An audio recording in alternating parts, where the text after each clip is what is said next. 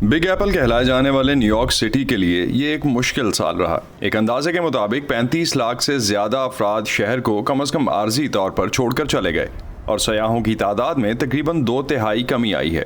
New York کو کبھی نہ سونے والے شہر کی وجہ سے شہرت دینے والے مشہور مقامات اب بند پڑے ہیں، لیکن اب امید کی کرن بنتی دکھائی دیتی ہے۔ شہر میں تقریبات منعقد کرنے والے مقامات جیسے نیو یارک ہسٹوریکل سوسائٹی کو ایک بار پھر سے کام کرنے کی اجازت دے دی گئی ہے، اگرچہ دوسری بہت سی پابندیوں کے علاوہ ان کو اپنی گنجائش کے 50% تک مہمانوں کو بلانے کی اجازت دی گئی ہے۔ لوگ پھر سے تقریبات کے لیے رابطہ کرنا شروع کر رہے ہیں۔ ہمارے پاس کارپوریٹ سیکٹر کی طرف سے موسم خزاں میں دستیابی کے بارے میں انکوائریز آنا شروع ہوئی ہیں۔ کچھ ہالیڈے پارٹیز کی درخواستیں ہیں۔ کاروباری شعبے، معاشرتی اور غیر منافع بخش تنظیموں کی طرف سے حقیقی تقریبات کے انعقاد کے لیے بہت زیادہ دلچسپی لی جا رہی ہے، جو ہمارے لیے بہت خوشی کا باعث ہے۔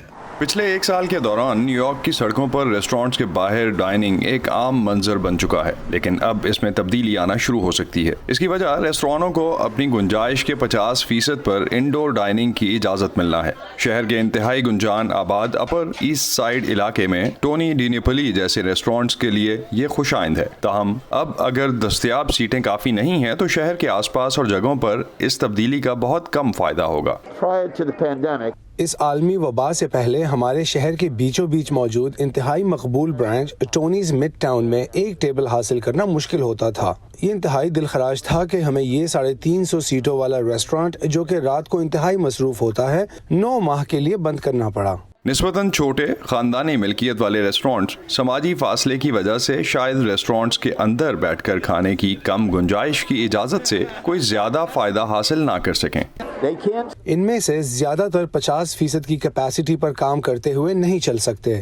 ریسٹورانٹس کے کام میں ممکنہ اضافے کے ساتھ ہی یہ خبر آتی ہے کہ لائیو پرفارمنس کے مقامات جیسے براڈ وے تھیٹر 2 اپریل سے دوبارہ کام کرنا شروع کر سکتے ہیں، لیکن اپنی صلاحیت کے 1/3 پر، یعنی 100 لوگ 4 دیواری کے اندر اور 200 لوگ باہر بٹھانے کی اجازت کے ساتھ۔ یہ نیو یارک کے ان لائیو پرفارمنسز کے مقامات کے لیے حیرت کی بات ہے، اور بہت سے لوگ گرمیوں یا موسم خزاں تک ان پابندیوں کے ختم ہونے کا فائدہ نہیں اٹھا سکیں گے۔